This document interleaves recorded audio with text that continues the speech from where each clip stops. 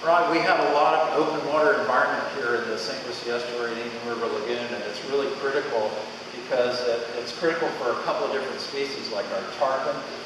Tarpon start out and spawn and very small in the inlets and come up into the mangrove marshes, and then they stay there for about a year until they get about 8 inches long and migrate out to become great big ocean animals, about 110 pounds.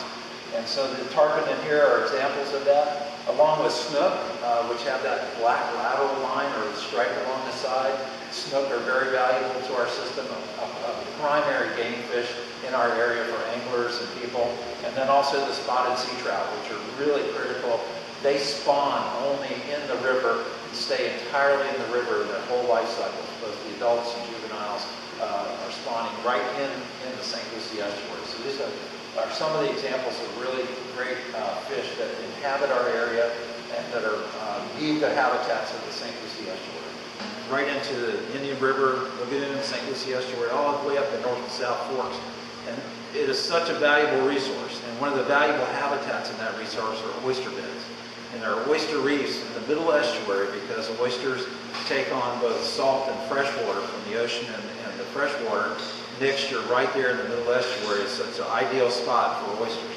However, when it gets too fresh, particularly with these discharges coming from Lake Okeechobee and other runoff, it causes them to get too fresh and they close up, but they can't stay closed for more than 28 days in adult oysters.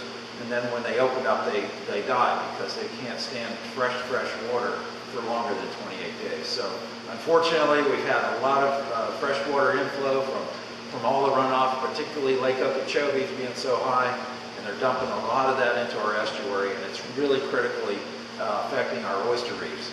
And so we're very concerned about getting that water moved south into a different direction rather than dumping to not only the St. Lucie Estuary, but also the Caloosahatchee Estuary on the west coast of Florida.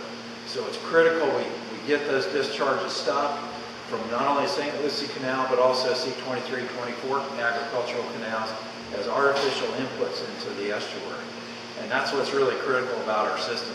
We're in the most biodiverse ecosystem in North America, right here at the confluence of the Indian River Lagoon, the St. Lucie Inlet, and the St. Lucie Estuary. This has had over 4,300 different species of plants and animals.